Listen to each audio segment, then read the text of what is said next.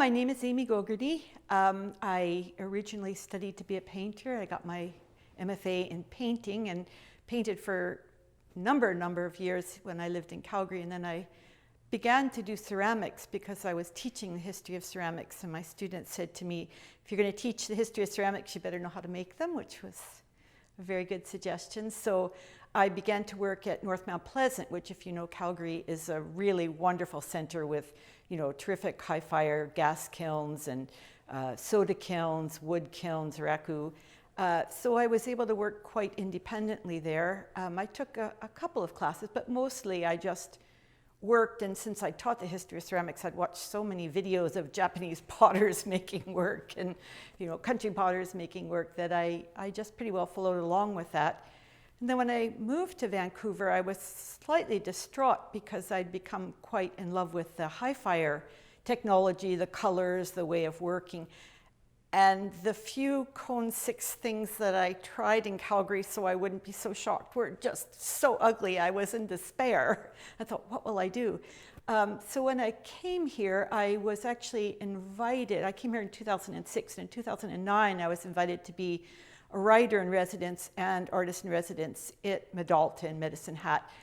And so I was taking a class at West Point Grey, just so I would have my skills up, and I thought, do I want to really get into this or not? And when I was at Medalta, it was just such a pleasure to be working with ceramics again that I said yes, so went home.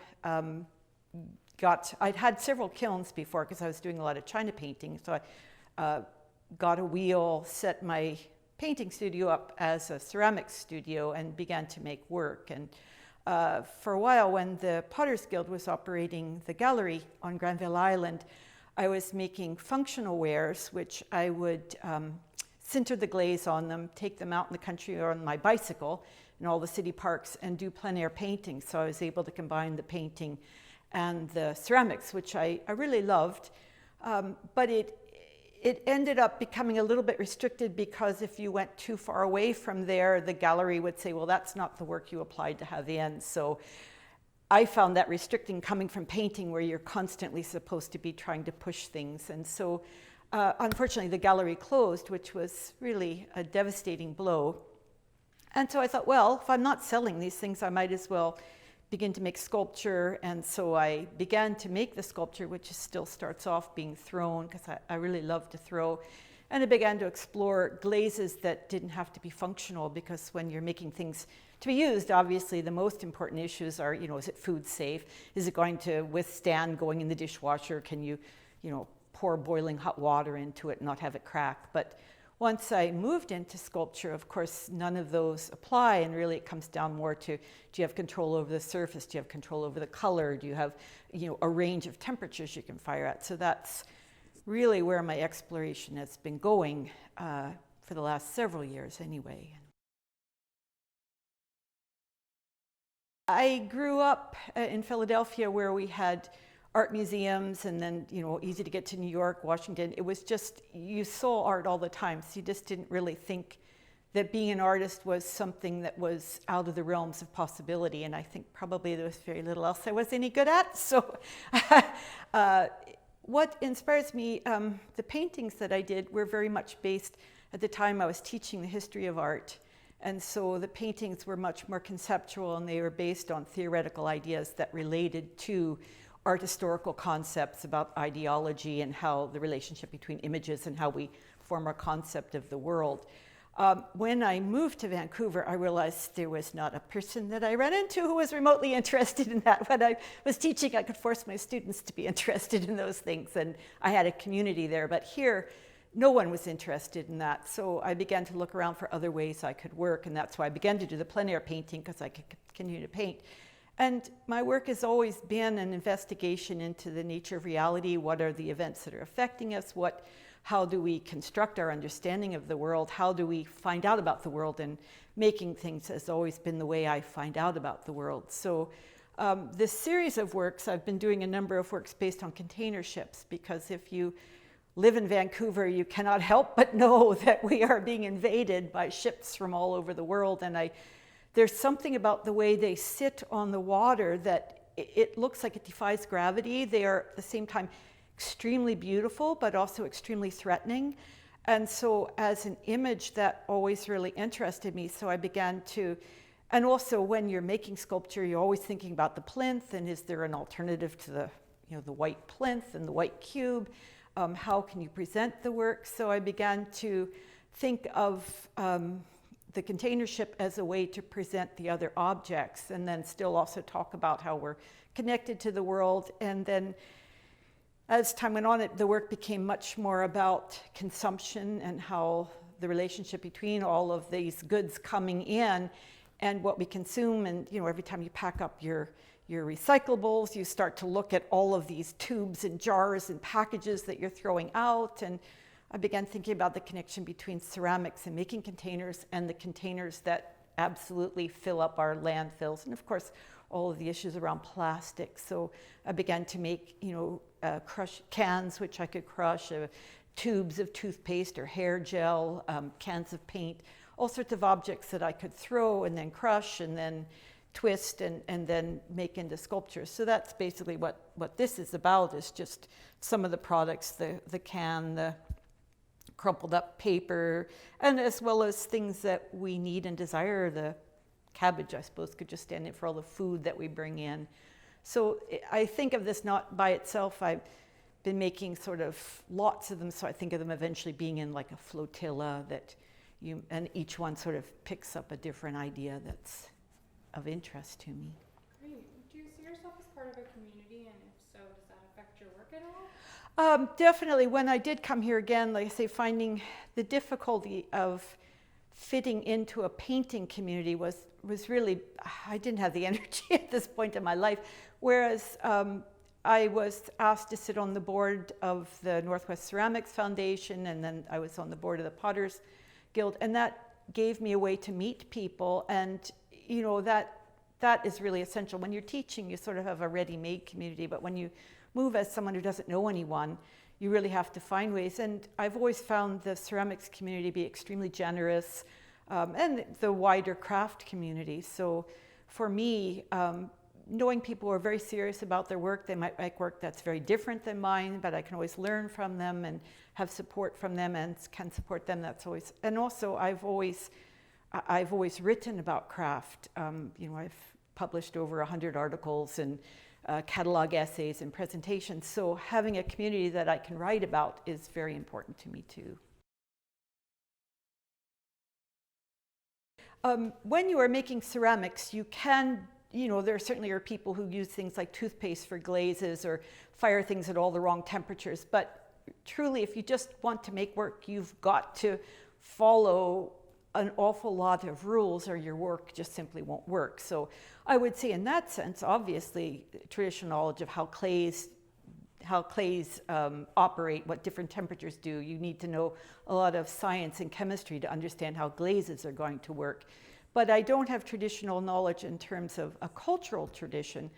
I would say, other than I may occasionally quote it, and I'm sort of aware of the fact that I'm quoting it, but it's not important to me in the sense of it being a cultural entity. Also, one of the things about ceramics from day one, 10,000 years ago, it's always been engaged with technology. Technology has always been central to craft. People don't make things in old-fashioned ways because they don't know how to make them. They're constant. Even the most traditional people are constant. Like when the salt glaze first came over in Europe in 12th, 13th century in Germany, it was because all of the salt cod was, the barrels that the salt cod was in was getting thrown away, and people began throwing it into their kilns, and all of a sudden they found out about salt glazing. I mean, it's always been engaged with technology. Clay is a very industrial material. I don't go and dig my clay. I rely on industry to produce it for me, to produce highly refined chemicals. Certainly, the digital revolution has made it possible for me to photo document and distribute images of my work.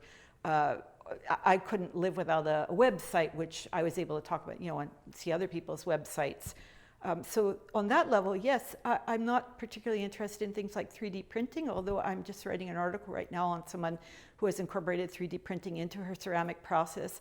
I'm interested in it, but at this point, if it's not something that's useful to me, I just know about it and that's it. But right now, I'm less interested. That also, my kiln is computer operated. If I didn't have a computer on my kiln, I couldn't do half of the glazing that I do. So I would just say that craft has always been engaged with technology.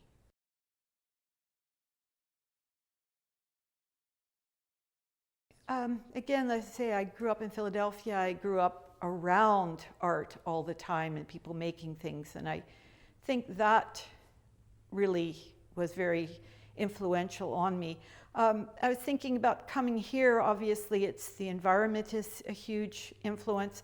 And I think, with all of certainly they've been going on for a long time, but since the time of the pandemic, the really global marches for, say, racial justice, equality, economic justice, I've been reflecting more about the way in which my own upbringing was extremely privileged. I had access to so many things. So I think now you can't help but be reflecting upon that and think about the things that you took for granted. Not everyone takes for granted, and perhaps it was a mark of privilege. And I'm trying to reflect on that. It's not a single one-way street, but it's something that I'm always thinking about.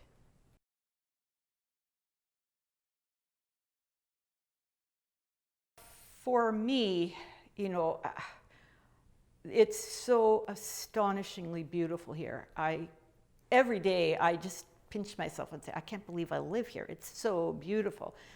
Again, since COVID, I haven't really gotten outside the city at all, but I don't drive, so I travel by walking and riding my bike, which means I have a really opportunity to look at everyone's gardens, to look at what everyone's doing with the land, to notice different flowers, different trees. I'm always trying to find out about different trees in the city. I go to a lot of the parks. The nature is just so important to me.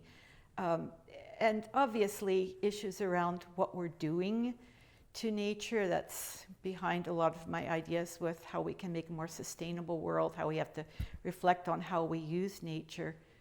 But my work has always had an element of beauty and interest in beauty. It's always been important to me. So I think every day when I just look out at this city and this wider environment, I'm really shaken up by how beautiful it is, and I feel a real responsibility to it.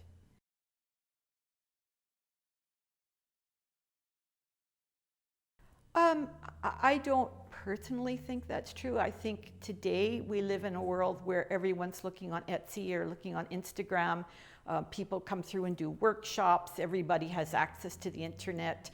I know I was talking with a friend when we first came here to Vancouver from Calgary. We noticed that the clay community made very different work than we were used to. And I've come to learn that the influence of Leach and the 4 apprentices who went and worked with Leach in the 1960s and then came back and taught people. And so there's, a group of artists who are now maybe in their 70s who apprenticed with those. So obviously that was an important influence here. And there's, once you get out of the city, a lot of people interested in wood firing and interested in, various atmospheric firings. But I think that they're really much more part of a global international spirit. I can't speak for other communities. There's obviously Aboriginal work that's here that has a very distinct style. Aboriginal work from BC is very different than work from the prairies and things. But for people who are settler culture,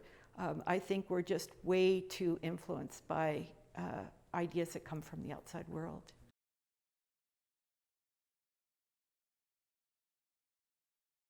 Oh, it's been really great. I really want to thank everyone. It's been lovely to be a part of this community, and for me to get to exhibit with Aboriginal artists is really a pleasure. It's not something that usually happens, so I think that's a really significant part of this community, that we can show each other our work and learn more about each other. And then for me also to be in an exhibition with textile artists and jewelers is really a pleasure. So I know everyone works very hard, and I appreciate it very much.